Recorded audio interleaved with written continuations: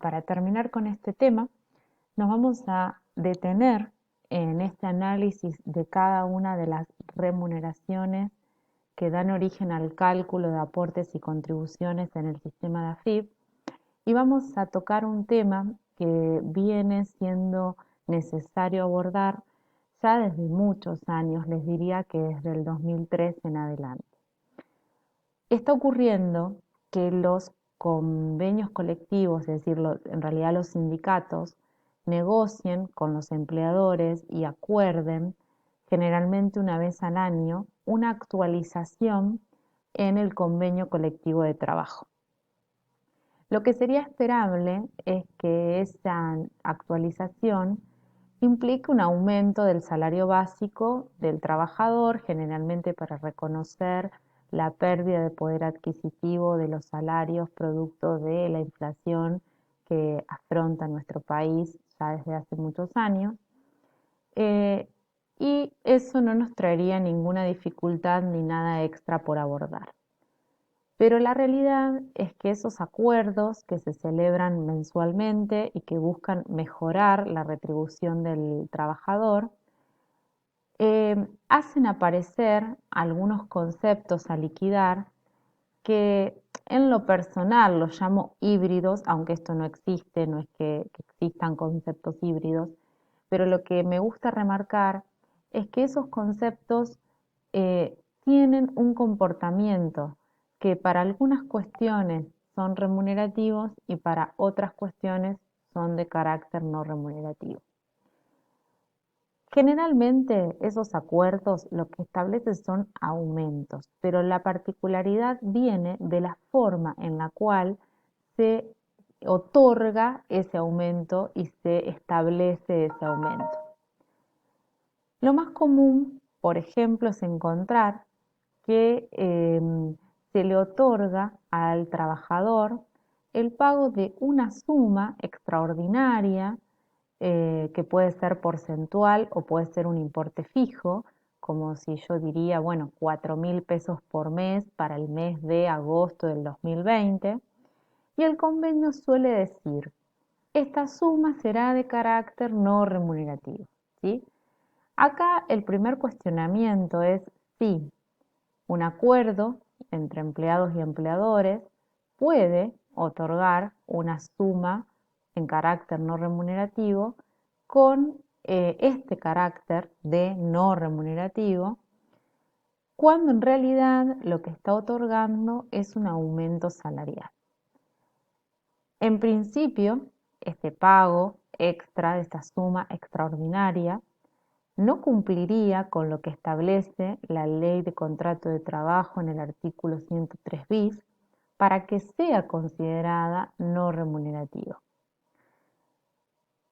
Entonces, habría en este caso una pauta o una cláusula de un acuerdo colectivo contrario a lo que establece la propia ley. Estos acuerdos suelen ser homologados por el Ministerio de Nación, por el Ministerio de Trabajo, y entonces podríamos decir que si el Ministerio de Nación aprobó el carácter no remunerativo, no va a venir luego la AFIP a reclamarnos aportes y contribuciones sobre esa suma. Pero todo esto es de carácter potencial, porque ha pasado que, por ejemplo, esa suma extraordinaria no remunerativa no se tuviera en cuenta para el cálculo de una indemnización porque tenía carácter no remunerativo y el empleado accionó judicialmente y el juez reconoció que a pesar de que el texto del convenio dijera que era de carácter no remunerativo, correspondía considerar eso para la indemnización de un trabajador porque se le retribuía por su servicio, por su labor y de acuerdo a la ley de contrato de trabajo, era un concepto no remunerativo.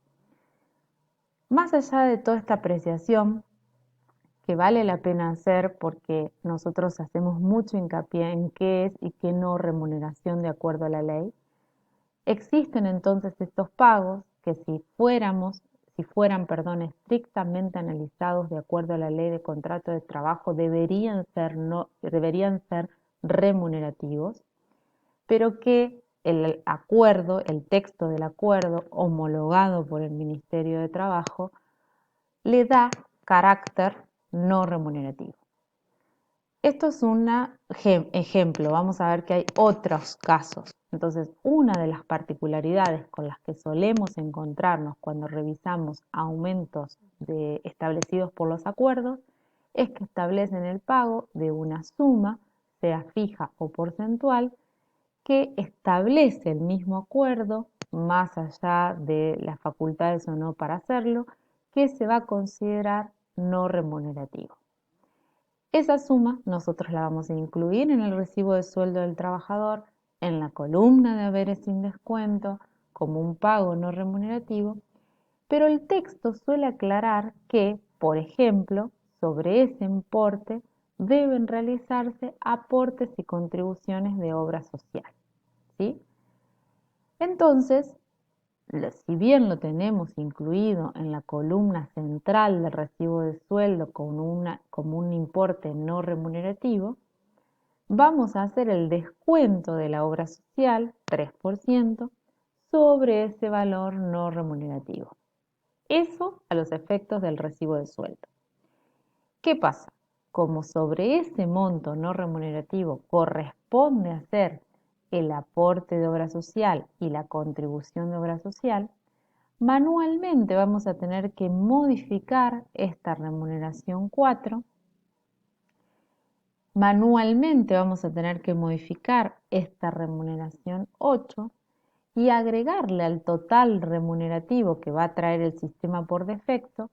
el valor de esa suma extraordinaria para que el sistema calcule aportes y contribuciones de obra social considerando este aumento